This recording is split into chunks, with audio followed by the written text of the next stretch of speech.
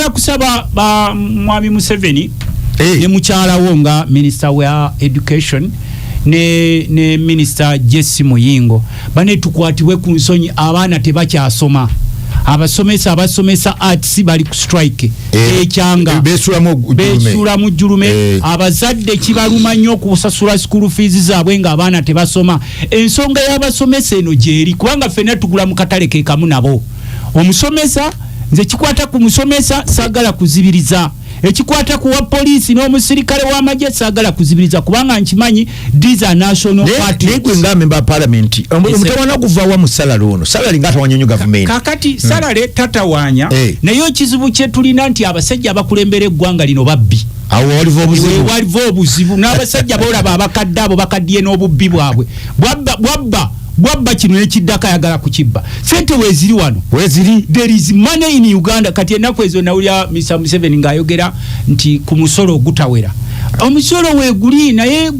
yuwala eteweza musolo abantu bawanya omusolo atuliriza baguwa naye abaguwa be batono yekyo yuwala yakyogera nti abantu tulina abasajja mu ggwanga muno bonga basalawo tebawa musolo kubanga balina relationship n'abo abeefuula mbu baatulwanirira kakati njagala kuwa ekyokulabirako kitono nnyo fenga parliament twali tuli commendinze omanyi sente zikuŋŋaanyizibwa ku Ntebe Express ku luguudo lwo omwezi bayogera kawa myezi egyasooka tebaddanga tebasobola kubulanga buli obuwumbi 7 tebasobola kubuulira kubanga nsako yaabwe bateekawo azikuŋŋaanya privately twabagamba tuteekewo omuntu ng'ali subjected okuba scrutinized sente zakuŋŋaanya weekly basis monthly basis mwaka twagenda okizuula sente ze zikuŋŋaanyizibwa it is more than 21 billion z'omwezi ku Ntebe Express naye omanyi lwaki abakulu bakiteekawo bateekawo eggaali yaabwe kati eggaali yaabwe eyo gye bateekaawo okubasololeza bwe bakuŋŋaanya obuwumbi 21 kubajjukira tulina okusasula eyakole ekkubo bamuwaako kamu akawumbi kamu olw'okuba abakuŋŋaanya it is a private company nga boolaba kati sente ze batujjako eza fine eza traffic bibayitako biti ebyo kati mwe nammwe muli bannayuganda ffe tuvayo ne twogera nti abakulu balitoboolaba nti batufiirako eggwanga balifuula kampuni yabo njagala kuwa ekyokulabirako sente ezikuŋŋaanyizibwa mu ze bayita traffic fines ezo nezibaleese ennaku ezo nezino eziriwo ebipapula bakuba abantu ebitundu 80 ku buli 100 zigenda mu nsawo ya muntu sekinoomu yateekawo kampunitetuluba yezu onasobola n'okuwandiikira kakati atuliriza okuwandiikira oditajjeno bonna be bamu mbadde nkugamba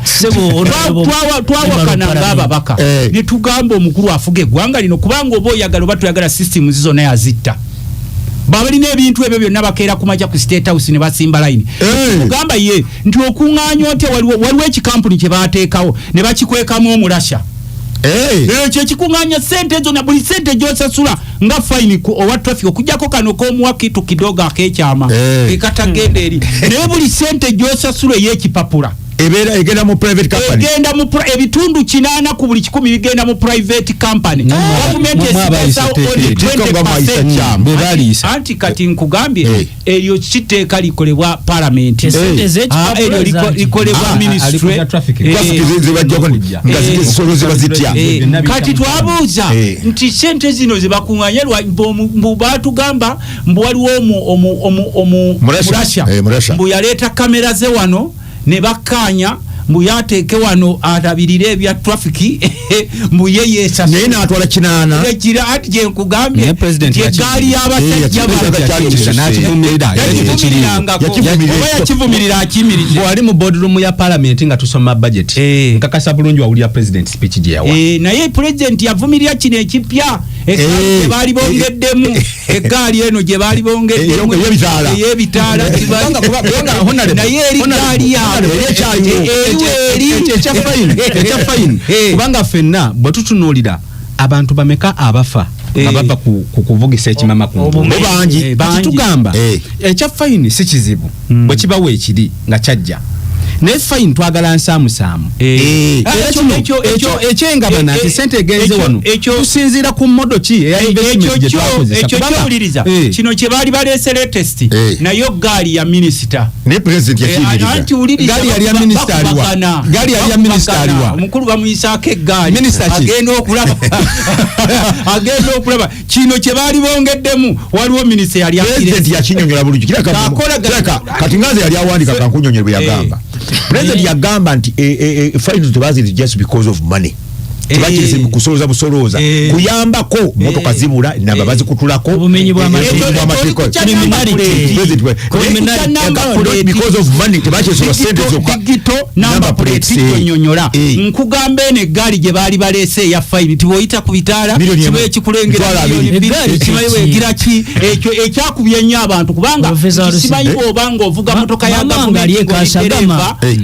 osanga mwami Museveni agenda okubuuza nti nebino twabireese ddi naye olw'okuba nti gavumenti ye eriwo ku misingi esatu Uganda bako n'ab'emikwano kati olw'okuba nti eri awo balina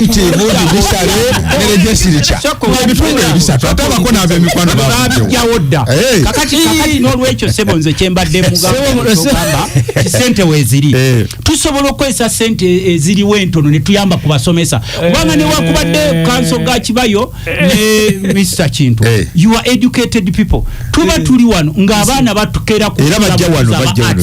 abaana ba arts bakeera kutuula butuuzi country wide bana abasajja abafuga eggwanga lino lwaki tebafaayo kubanga abaana abaabwe abasinga basomera bweru wa ggwanga nze newakubadde ndi mubaka wa parliament I can afford to pay school fees for my children naye tekiŋŋaana kufaayo ku mwana wa muntu weewaffe oweeri ekasiribiiti omuntu weeri wansi eri ekoko ggwanga omuntu weeri wansi essumbwe omuntu weeri wansi ekankwale wa mukwano gwange Friday oba ewa maama wo mukakabano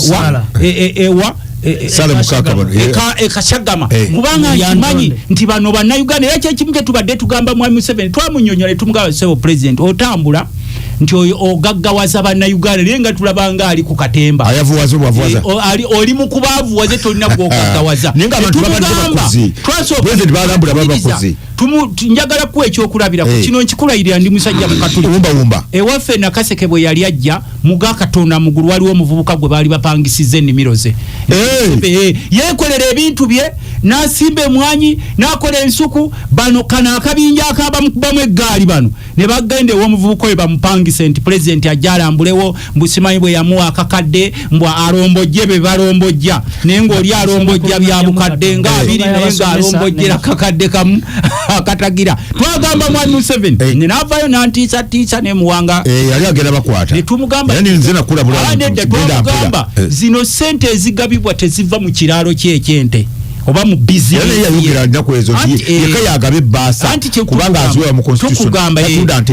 tatunda nteze sente azijja mu national treasury anyone can get money from the national treasury naziteka nefe kye twali tumugamba tetuvumirira ng'oyambako bannansi nefe kye tuvumirira kwe kwerimbalimba nti ogaggawaza bannansi naye nga gwe nawe okimanyi nti tolinaawo kyokolera bannansi okwata obukadde n'ogamba nti okutta obukadde 100 n'ogamba omubaka wa parliament omwo omuwadde sente meka nawulira sebo nga mugamba nti buli mubaka bamu obukadde 10 sabu county n'ogiwa sente meka obukadde 10 omubaka afunye 10 mbubakuwa mbove mu bwavu mbusimayo omukulu ajja okujja mu bwavu ye bw'aba atambula ng'akozeseza gye bayita sense of humor ng'avuddeko bano abeebufuzi abamukubira engoma kuba bamanyi bw'avaawo bajja kulya nfuufu ng'akozeseza sense of humor ye gy'atambula alina obugagga bw'alaba ye gy'atambula ng'akozeseza bagiyita 50 cents of humor nga gy'akozesa nga yeebase nga taliiko bano bamukubira bugoma bamulya mu ngalo president wagamba nti omuntu wagenda okwewola emitwalo 2 n'awaayo ente ye olumu ne lugenda president n'ayita idea yo kati emitwalo 2 katugimuwa kisiro emyaka 2 is that no sense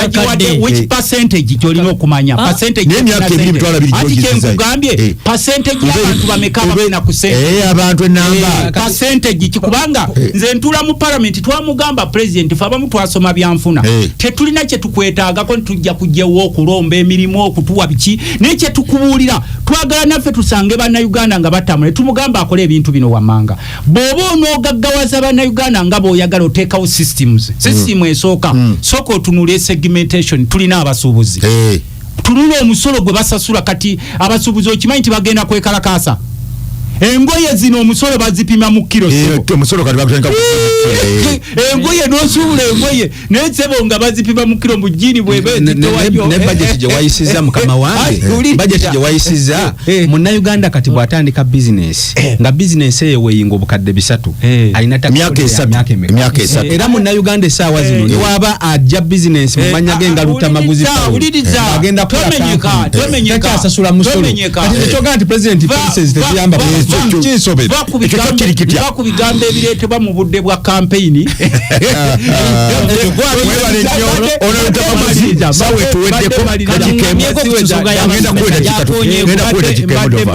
kati ffe tugamba mwami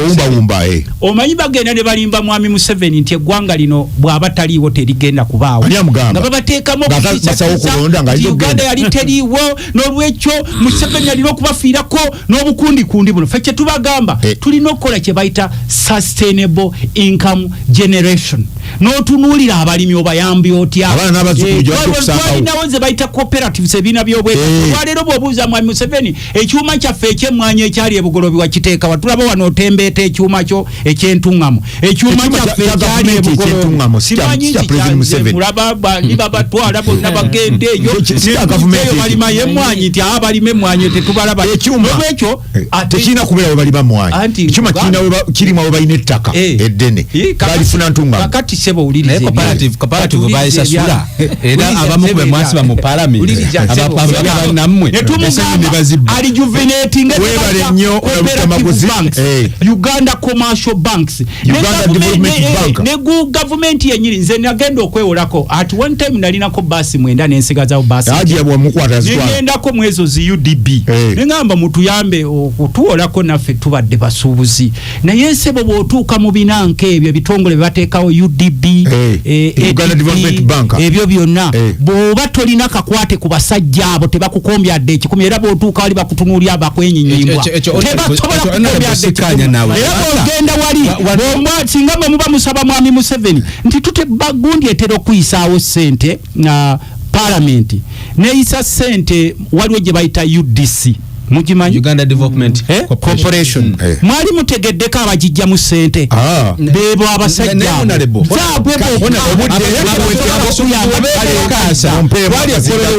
abasuubuzi president n'abagamba nti bwe tuba tugaba ettaka mu industrial parks tuwa abasuubuzi baffe bannansi president yasoma olukalala olw'abannansi wano honorable Lutamaguzi awulira wajja kugamba abasajja atumanyi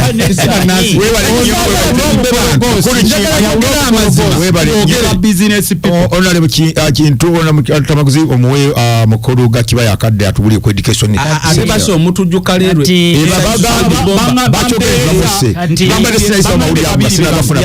abadde mukyala abasirikale babakubye mukyala abadde n'ekisawo sikuteebereza era essaawa zino bali mu kwanifoyiringa kubanga bakutte ekisawo okujja bino biri serious honorable Lutamaguzi sikugambye tulaba bomu zino zijja mu biseera by'okulonda kyogera kecho tutwala gasoka kibayo alina akazindalo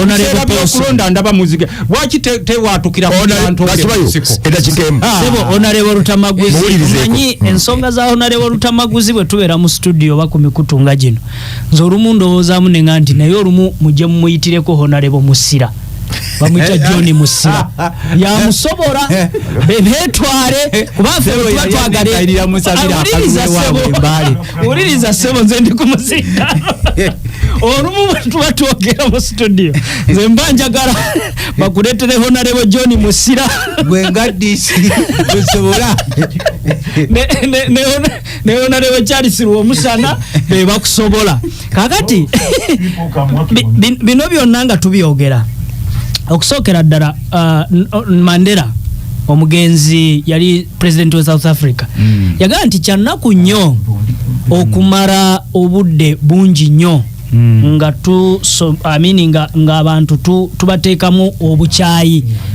tubayeraga obukyayi ku buli kintu kyonna kino mu kikyawe kubanga obwo obudde bwe tumara singa tubumala nga tusomesa abantu okwagala twandibadde tufunamu kubanga okwagala kujja automatically. Yes. Kati Honorable Rutamaguzi ni wayogera wano ni mukyawe government mukole kino tibakikoze uliriza Honorable noraga ruporozi naye bo bana Uganda kubanga kwagala kwabwe ku NRM ku automatically ebyo ebikoleddwa government ye NRM babiraba. Yes babiraba. Kati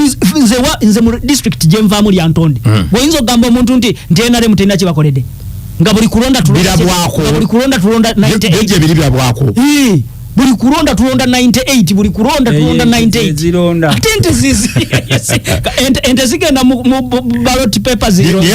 abalunzi basinga wano mu central ekyo kana ente zilonda mu position no nalimba anti bye biri byenku